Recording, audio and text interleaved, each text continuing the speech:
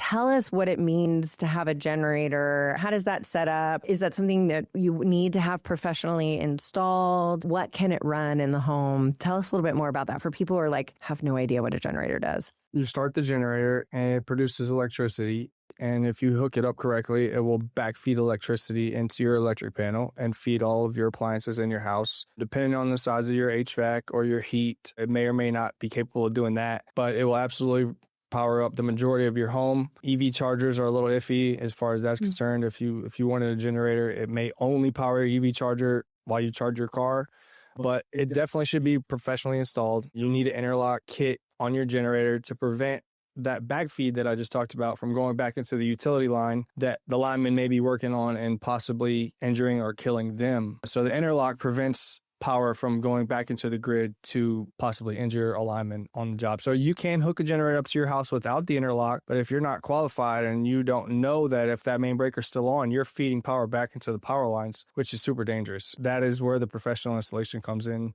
key to have it done where there is no way to have your generator on, feeding your house, but also feeding back into the utility power.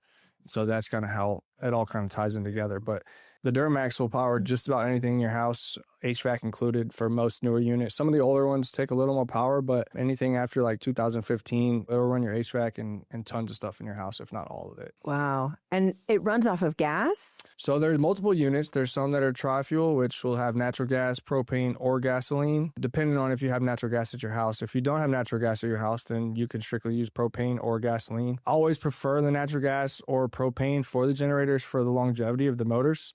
Gasoline just burns really dirty and requires a lot more maintenance than propane or natural gas. For me personally, if I had the option, I'm going propane all day long.